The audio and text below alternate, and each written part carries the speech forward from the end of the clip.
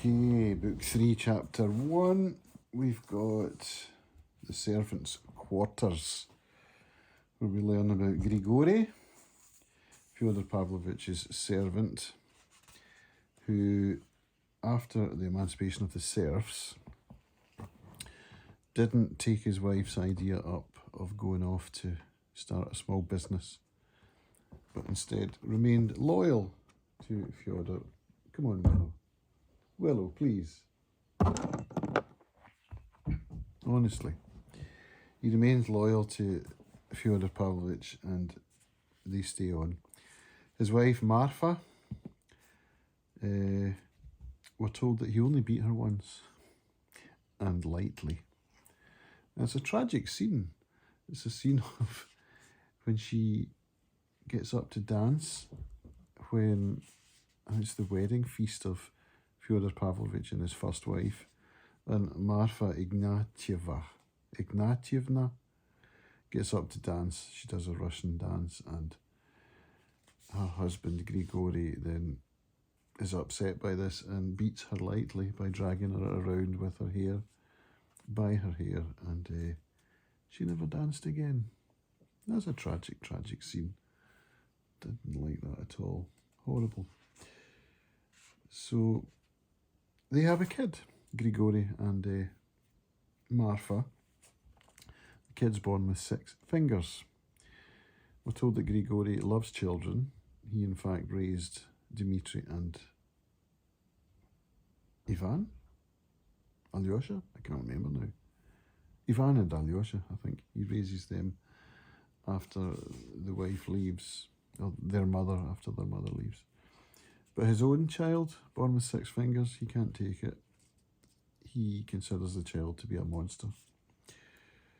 So he's unhappy about that. And the child dies after 2 weeks of thrush. And they never speak of the child again. So that's also tragic. Gosh. And then we get another tragic scene where some woman called Lizaveta Smerdyashchaya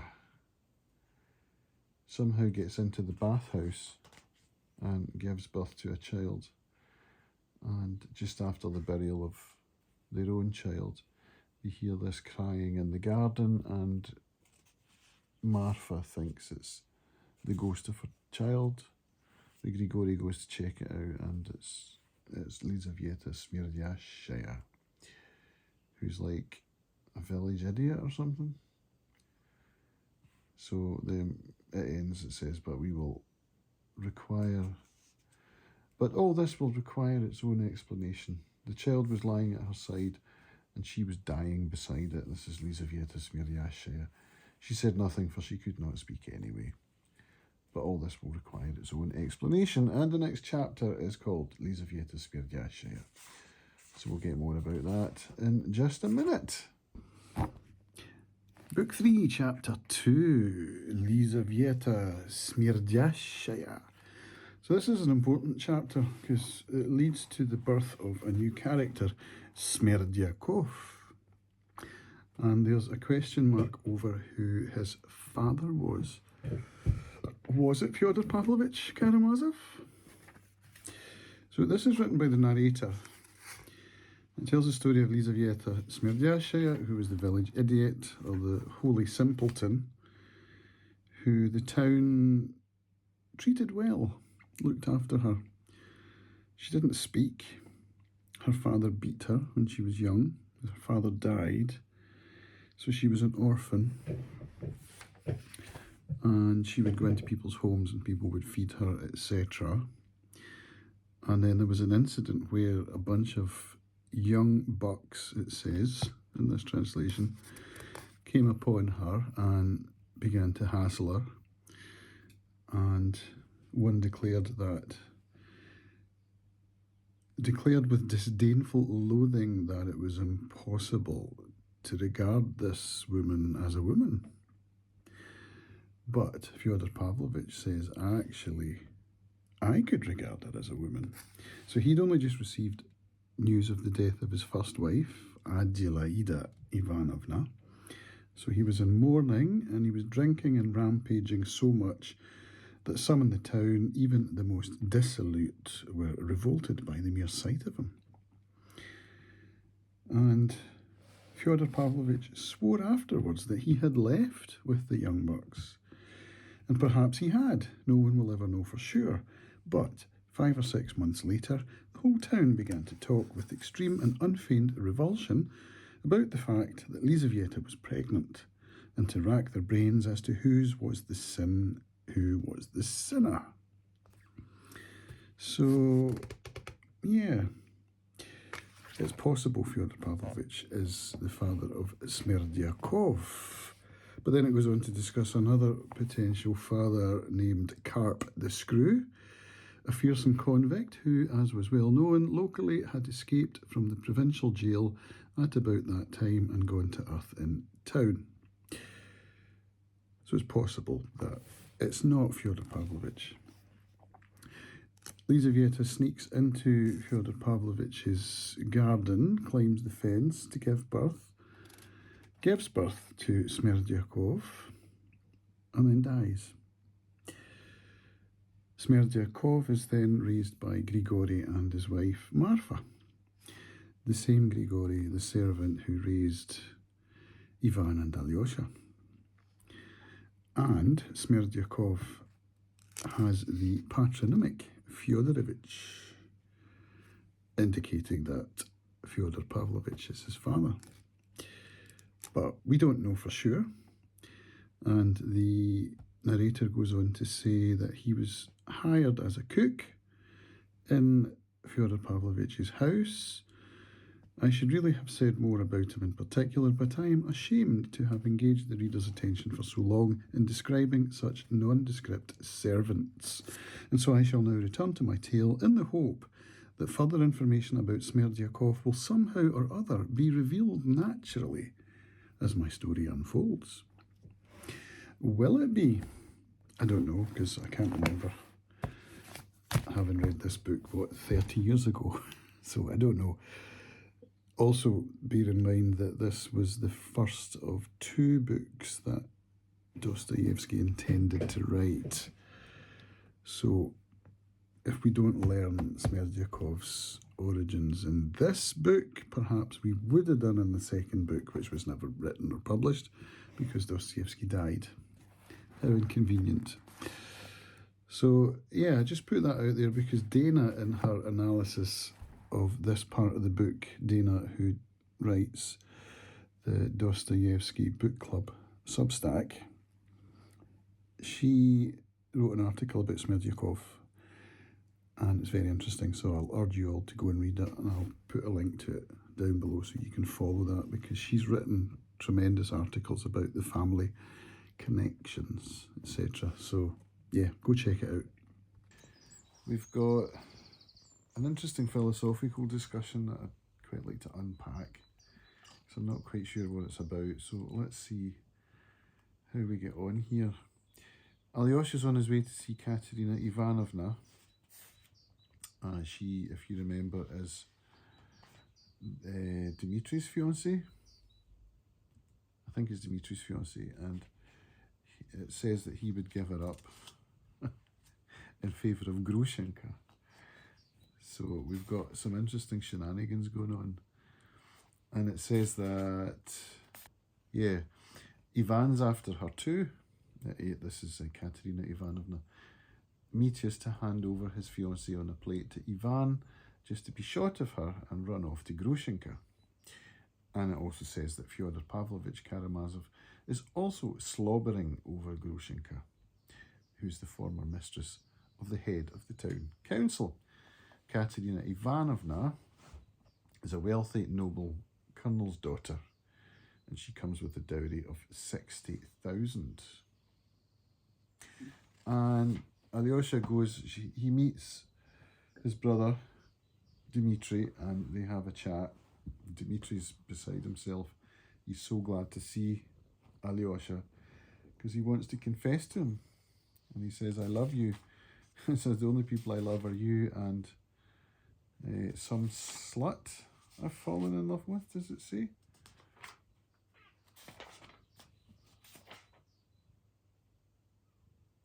Yeah. Only you and a little slut that I've fallen in love with to my undoing. But to fall in love is not the same as to love.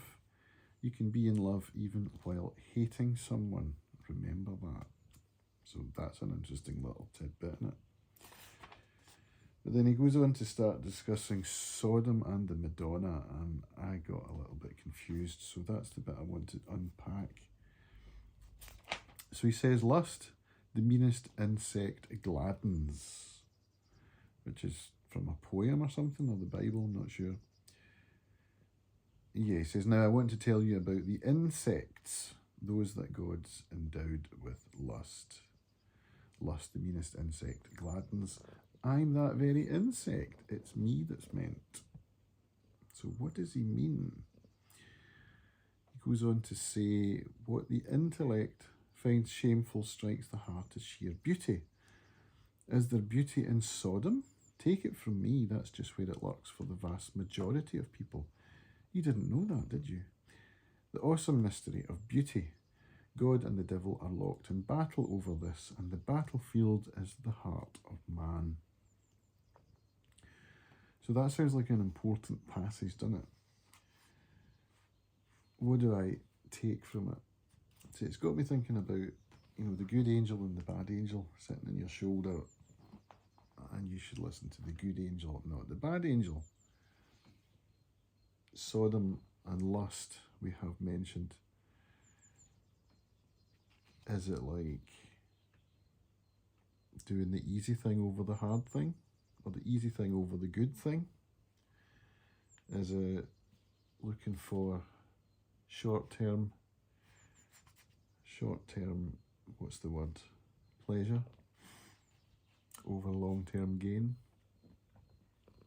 That's kind of what I'm taking from it. So to that end, even for me, taking the time to read the book and make notes and make videos discussing it, that's the hard thing. But it means I'm going to get so much more out of the book, rather than just reading it to tick the box to say that I've read today and then I can go and whatever. And doing yard work, which I'm facing today. It's sunny outside, so I'm going to have to get out there and do some yard work, rather than staying in and watching telly or whatever. So that's what I take from that. Yeah, there's a lot in this book. And we're only at page 137. Part 2, Chapter 4.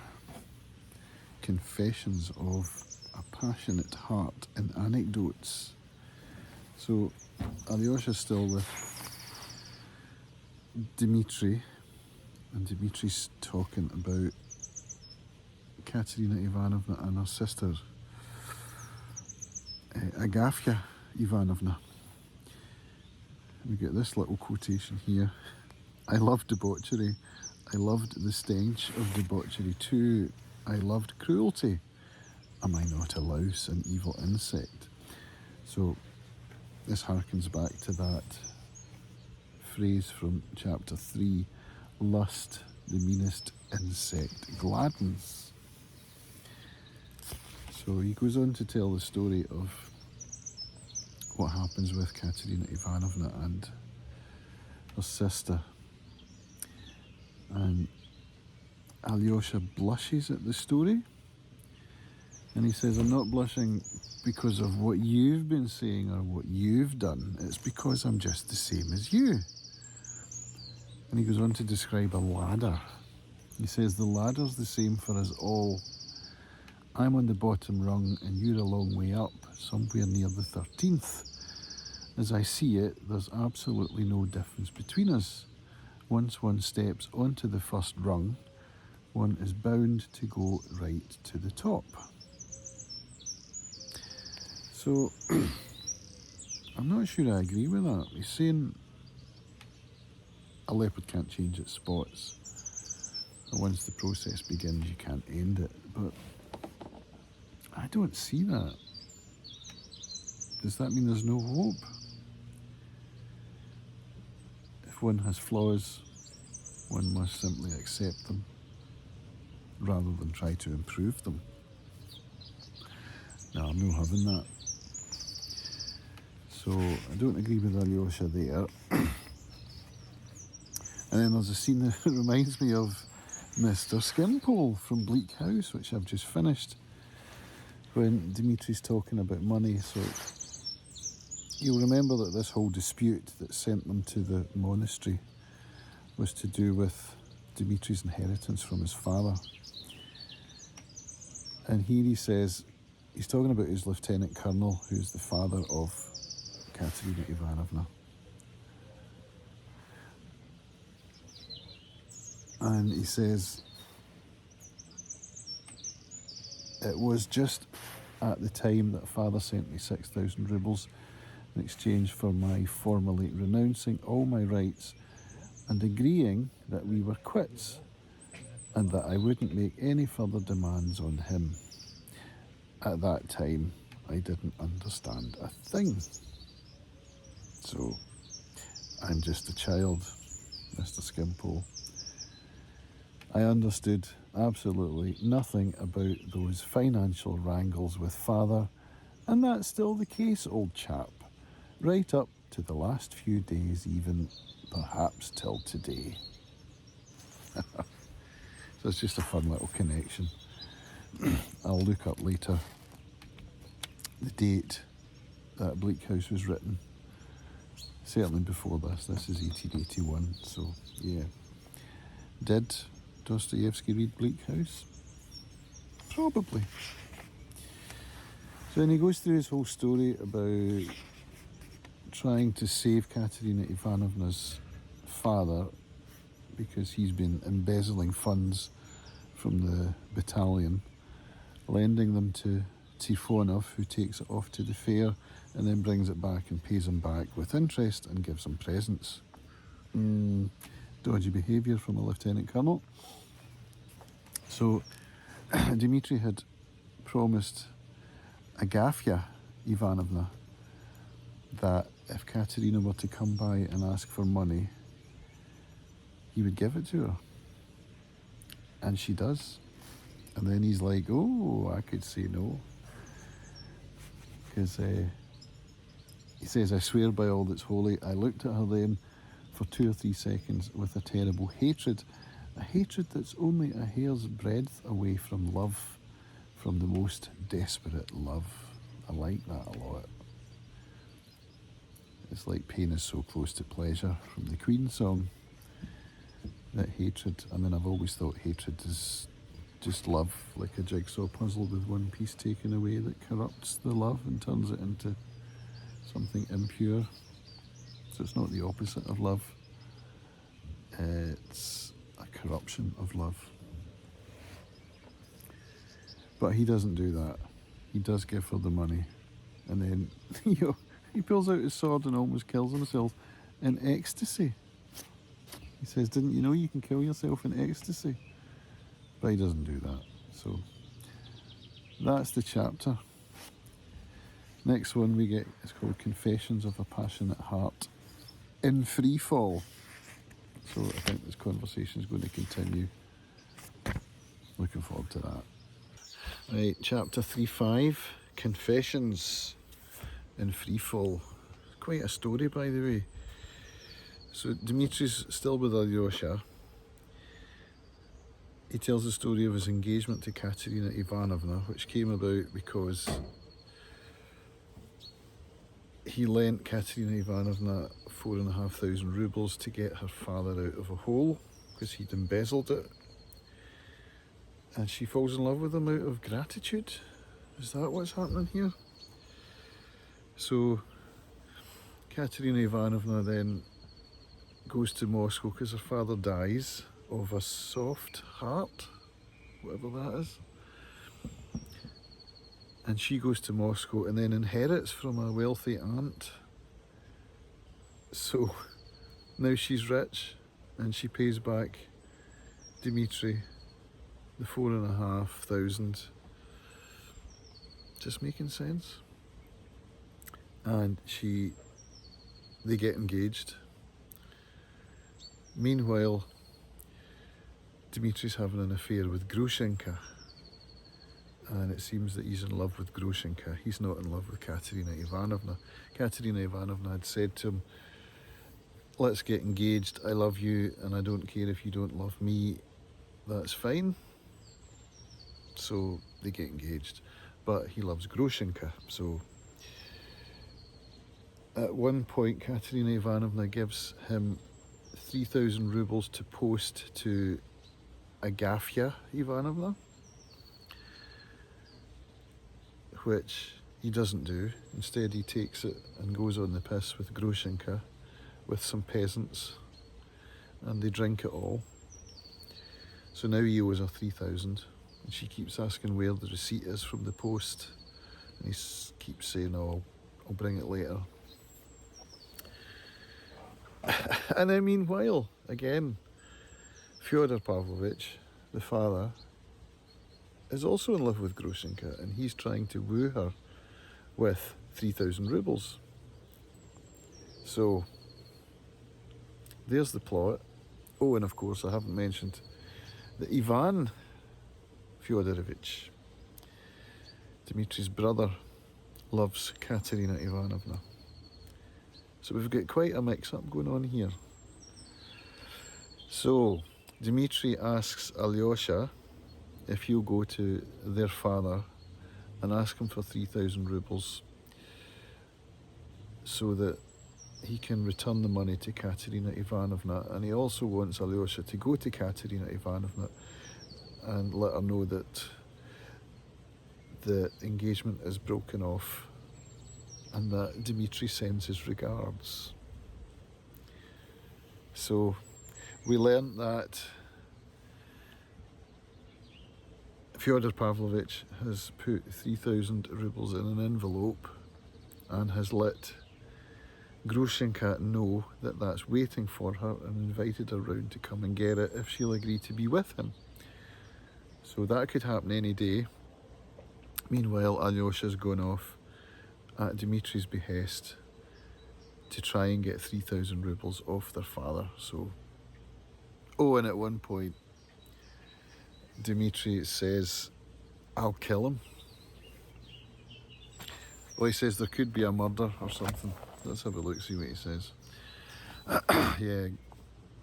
So Alyosha asks what happens if Grushenka comes today and not tomorrow or the day after. He says, I'll be watching for her. I'll burst into the house and stop her. In that case, someone's going to get killed. I won't stand for it.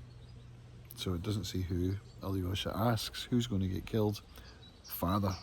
I wouldn't kill her. Mitya, do you realise what you're saying? I don't suppose I do. I'm not sure. Perhaps I wouldn't kill him. Perhaps I would. I'm afraid that the moment I set eyes on him, his face will become loathsome to me. I hate his bulging gizzard, his nose, his eyes, his shameless mockery. I feel a physical revulsion. That's what I'm afraid of, that I wouldn't be able to control myself. So, we've got motive.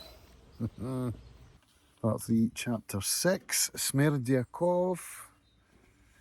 So we get a description of his upbringing by Grigory and, what's her name, Agafya? Ignatievna? The servant and his wife. So they raise him. He's an odd boy. He cowers in the corner after beatings with the birch. Oh, here's Willow come to say hi. Hello, Willow. And he has epilepsy. Can you bum out the camera? Fyodor Pavlovich sends him off to Moscow because he shows an interest in cooking, and he trains there to be a cook, and he comes back and now he cooks for Fyodor Pavlovich. And that's really it. There's a scene at the end of the chapter where it says, it talks of his being a contemplative, and it makes reference to a painting called The Contemplative, which I haven't looked at yet. I'm going to look it up in a minute. But it says that he's standing still without thoughts in his head, but with contemplation. He's in a reverie, and if you were to ask him what he'd been thinking about as he stood there, he would probably remember nothing. although that would not stop him from locking away deep inside him memory of the sensations that he had experienced during his contemplation. So this is really interesting. What is this? Is this sit, stare at the walls? So is he spacing? You know, I do that sometimes. And then if you were to ask what I was thinking about, I'd be like, I don't know. And I get that I was reading as well. When I'm reading, my mind wanders and I have to come back and reread paragraphs I've just read. And where have I been? I've been thinking about stuff that's going on. Like at the moment, power washing the driveway and painting the decking and, you know, all these things I've got going on. Does that make me a contemplative? I don't know. Is it ADHD?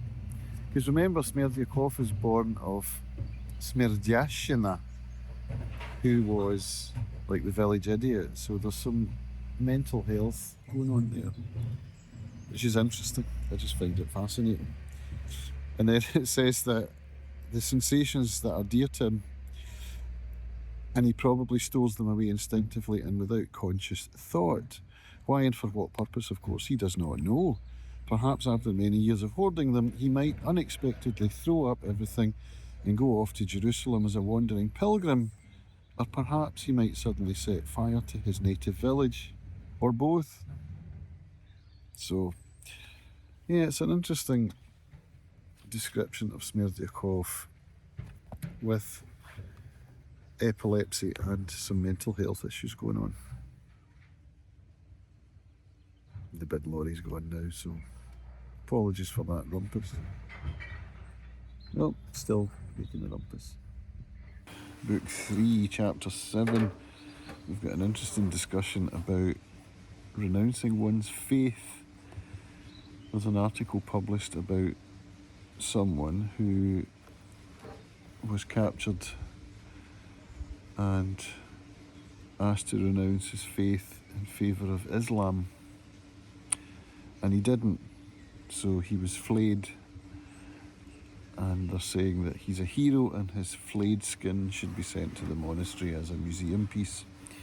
So we've got Smerdyakov, we've got Grigory, the two servants in Fyodor Pavlovich's house. Alyosha's there, Ivan's there, Fyodor Pavlovich is there. They're discussing this article, and Smerdyakov is saying that it would be a minor sin, a venial sin is the word used in the Avsi translation. I had to look that up because I'd never come across that word. It means a minor sin. I double checked it actually in the other translations I have, Macduff and Fyodor and Volokhonsky, and they both call it an ordinary sin. It was rather an ordinary one, says Fyodor and Volokhonsky, of the very most ordinary kind, says Macduff. So, venial is what Avsi says. So if one was to give up one's faith to save one's skin, it would only be a small, minor, venial sin. Because then you would save your skin, then you would be freed, and then you could go and do good deeds. But if you martyr yourself, then you can't do any good deeds. So that's kind of what it's about. Which makes me think, of course, of Crime and Punishment. The main premise of which is that Raskolnikov decides he can commit a murder because it's for the good of mankind. Therefore, it's forgivable. But is it? So there we go. That's what it's quite a deep chapter actually. It's a deep discussion. Short, 4-6 pages long. And this is the kind of discussion you get in the Brothers Karamazov. Okay, part 3, chapter 8. We've got Alyosha and Ivan and Fyodor Pavlovich having a conversation while Fyodor Pavlovich drinks a few brandies, gets a bit steaming. And he asks Alyosha, does he believe in God? And of course he says yes. And he asks him if he believes in the immortal soul, and again, obviously, yes. And he asks Ivan the same questions, and Ivan replies no to both questions. So the brothers have very different ideas. And Fyodor Pavlovich says that this mystical mumbo-jumbo should be swept clean out of Russia. Why? So that the truth should triumph all the sooner. That's why. So what does he mean by the truth? That there is no God? He also asks Ivan if he believes there is a devil, and he also says no, which is fair enough. You can't believe in one and not the other, I suppose. Or maybe you can, I don't know. But yeah, so Fyodor Pavlovich carries on with the brandies, gets a bit drunk, and tells the story to Alyosha of his mother, the Klikusha. He says, I always loved her. I never treated her badly, except for one time. And it was on a feast day, and she was praying at the icon. And on this feast day, she didn't want to see Fyodor Pavlovich. So he said to her, I'm going to show you. I'm going to spit on your icon. I'm going to take it off the wall and spit on it. And nothing will happen to me. I'll show you. I'll show you that there is no God. And she gets very upset, starts sobbing, puts her head in her hands, starts shaking, trembling. I think she collapses as well. And as he's telling this story to Alyosha, Alyosha starts to react in the same way. And he's like, oh yeah, of course it's your mother. Yeah, of course. And then Ivan says it's my mother too. And Fyodor Pavlovich is like, what? Oh yeah, of course. So he hadn't even thought of that, the fact that Ivan was also the Klikusha's son. So yeah, it's quite a scene. And then at the very end, Dmitri bursts in, or he rushes in, forget what the word was, but he comes in and Fyodor Pavlovich is like, he's going to kill me, stop him. So now we've got all three brothers and the father in the same room going into the next chapter. It's going to be interesting. Book 3, chapter 9, the Sensualists. So we left at the end of chapter 8, Dmitri had just burst into the room where his father and two brothers were in discussion. He's angry. Is he drunk? Don't know. But he's certainly angry, and he attacks his father. He attacks Grigory, knocks him to the floor, the old servant who raised him. And Ivan and Alyosha have to pull him off their father, but he ends up getting his father on the ground and kicks him in the head a few times. Like, whoa, it's quite brutal. He believes that Grushenka is at the house because he saw her on the pathway turning into the house, but we haven't seen her, and neither has the father or the other brothers. So where is she? Don't know. But yeah, he chases his father around the house, gives him a beating. Ivan pulls him off, and then he says, you're mad, you've killed him, Ivan shouted. Serves him right, says Dmitri, out of breath. And if I haven't, I'll come back and finish him off. You won't stop me. Ooh. Right, so we're back with the motive again and the means. And then Ivan's having a discussion with Alyosha. Or Grigory says, I used to bath him in a tub. He dared to hit me. Ivan says, not only you, he dared to hit his own father. And Ivan says, let dog eat dog. To hell with them both. I prevented a murder just now, and you can be sure I'd do the same again. So Alyosha takes his father to bed, wraps his head in a towel, and he falls asleep. And then we get discussion about the brothers, about when Dmitri had said to Alyosha just before Dmitri stormed out the room, make sure you remember to go to Katarina Ivanovna. and be sure and tell her that I send my regards. You know, make sure you do that. So remember we discussed that previously about the money affair, the 3,000. So then Ivan and Alyosha are having a good discussion at the end of the chapter, and Ivan says, let me ask you something else. Does any man really have the right to decide who of the people around him deserves to live and who doesn't? Is that Ivan that says that? It's not clear. Yeah, it's Ivan. Why complicate the issue with the idea of who deserves to live? For the most part, this question is decided in men's hearts, not on the basis of who deserves to live, but according to quite different, more obvious criteria. As regards the right, doesn't everyone have the right to wish? Well, surely not for someone else's death. Well, why not? Why deceive oneself, seeing that that's how all people live and can't live in any other way? Are you referring to what I said earlier? Let dog eat dog? In that case, allow me to ask you something else. Do you consider that I too, like Dmitri, am capable of spilling Aesop's blood? Well, of killing him, eh? So it's referring to his father. And Alyosha says, no, what do you mean? I didn't think anything of the sort. I don't even think that Dmitri. And Ivan says, well, I'm grateful for that at least. Remember one thing, I shall always stand up for him, but as for my wishes in this case, I reserve the right to do exactly what I want. So does he have motive as well? He says, I'll always stand up for him. Which he did do. He was instrumental in pulling Dmitri off his father. Alyosha helped a wee bit, but it was mainly Ivan. So, what do you reckon? Part 3, chapter 10. Feels like a very important chapter. So we've got Grushenka and Katarina Ivanovna. This is Grushenka's first appearance in person. So Alyosha goes round to visit.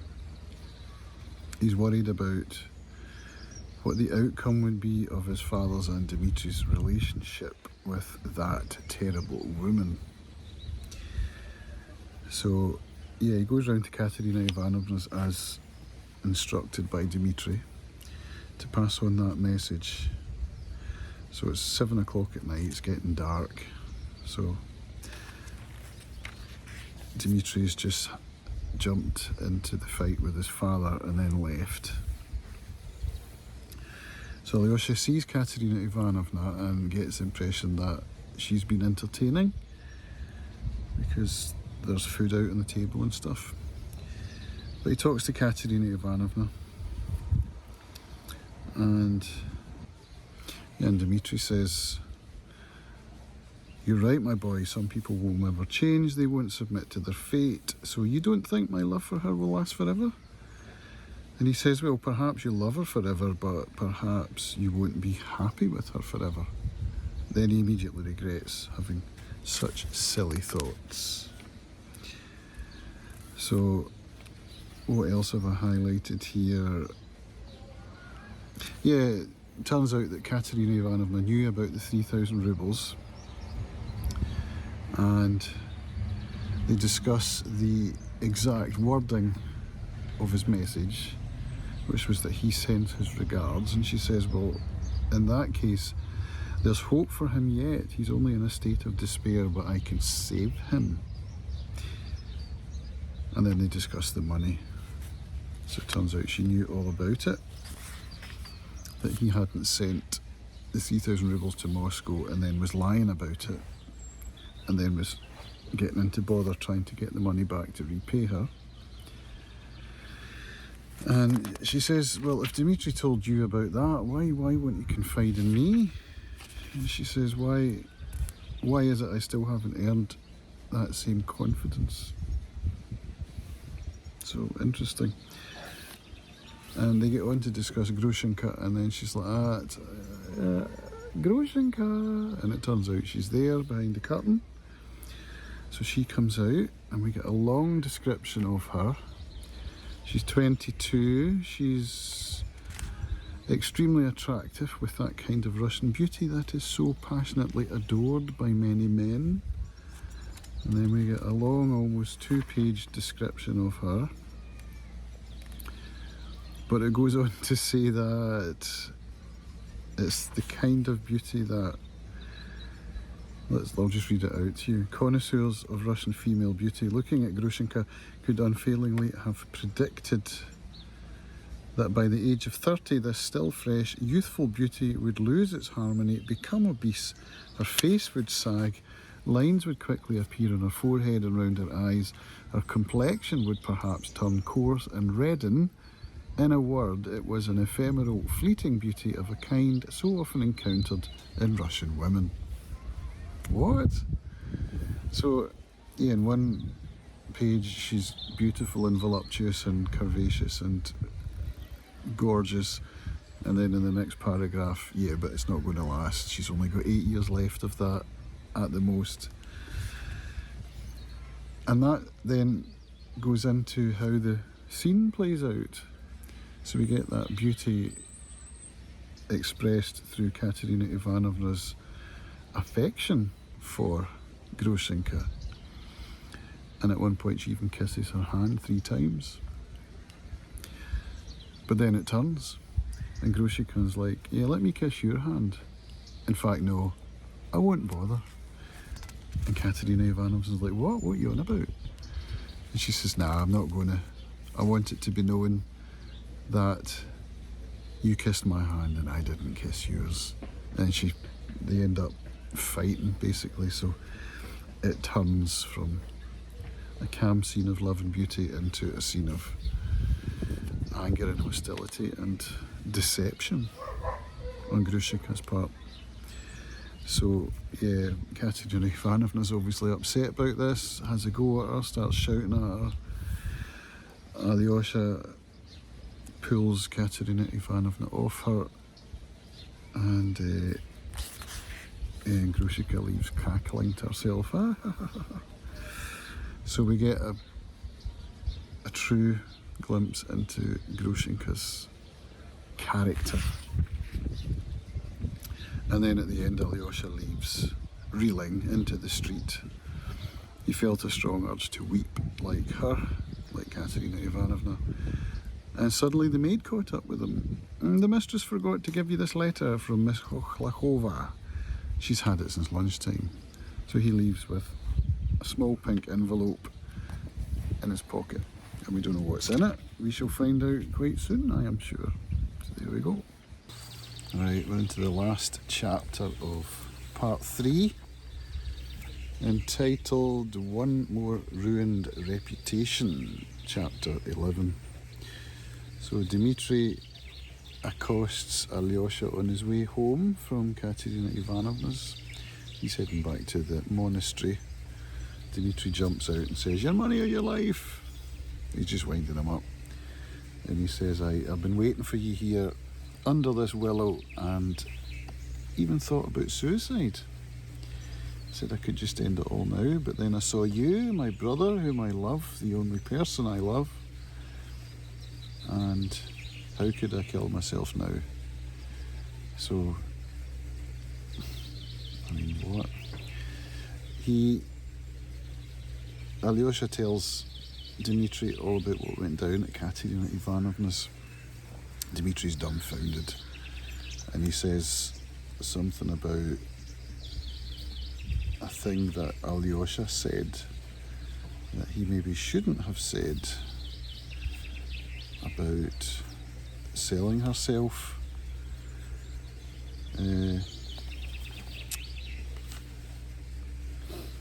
I don't suppose you realise how much you've hurt Katerina Ivanovna by telling Grushenka what happened that time. She didn't hesitate to fling it in her face that she visited gentlemen on the sly, offering her beauty for sale. Mitya, what could be more insulting? So, yeah, he's kind of taken aback that was said. But, yeah, they part. Dmitri says, I'm a scoundrel, no doubt about it. A scoundrel, what does it matter if I wept or not? I'm still a scoundrel. Tell her I accept her verdict if that's any consolation. Well, that'll do. Goodbye. Enough of this talk. Not a cheerful topic. You go your way, I'll go mine. Can't say I want to see you again, except perhaps when it's all up with me. Goodbye, Alexei. Yeah, it's quite harsh. But just as he's leaving, he stops and turns around and says, hang on, Alexei. And then he goes on to talk about how he's a scoundrel once again. And that he is not going to stop himself from carrying on his terrible intention. What does that mean? Yeah, I'll recover half of my lost honour, but I'm not going to stop myself. I'm going to carry out my terrible intention, and you can be my witness that I've said so deliberately in advance. Iniquity and hell let loose. No need to explain, you'll find out when the time comes. The stinking alleyway and the infernal hussy, goodbye. Don't pray for me, I'm not worth it. There's no need at all. I don't need your prayers, let me be. And then he walks off. So is that the last time Alyosha's going to see Dmitri? Don't know. Then Alyosha heads back to the monastery. We learn that Father Zosima is ill. In fact, he's at death's door. Alyosha feels guilty at having left him, but seemingly it was Zosima's will that Alyosha go out into the world. And then he says, remember this, Alexei, that even if you do return to the world, it will be in obedience to your Starets's will, and not to indulge in vain pursuits and worldly pleasures. So that's Father Paisi who says that to Alyosha. So we know that the Starets doesn't have long left. Alyosha then reads the letter that Katarina Ivanovna gave him. No, it was the maid. When he left Katarina Ivanovna's house in the last chapter, the maid put a letter in his hand, which he put into his pocket. Turns out to be a love letter from Liz Hochlachova, and she declares her undying love for Alexei and says she'll wait for him however long it takes, and they should be together. So he goes to sleep, and it says, he read the letter with surprise. He read it twice, thought to himself a little, and then suddenly began to laugh softly and contentedly. He shuddered as laughter struck him as sinful, but a second later he was laughing again, just as softly and joyfully. And then he asks the Lord to have mercy on them all, the unhappy and the tempestuous ones. Protect them and give them your guidance. You know the true path will lead them all to salvation. You who are love will bring joy to them all. Alyosha crossed himself as he drifted off into a tranquil sleep. So that's the end of part 1, book 3. So we're starting part 2,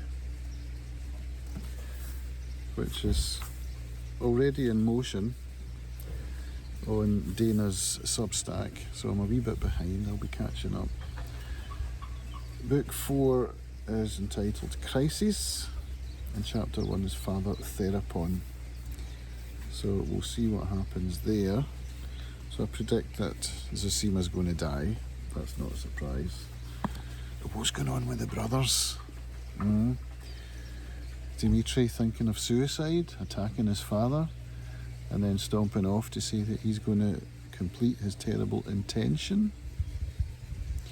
Alyosha's praying for everyone. He's kind of caught in the middle of all of these relationships with Katarina Ivanovna and Grushenka. We've got Liz, who's declared a love for Alyosha himself. We've got Ivan and Fyodor Pavlovich. Dmitri. It's a terribly complicated, mixed up world. And there's been some violence. Terrible intentions declared. It's exciting, isn't it? See you in the next video.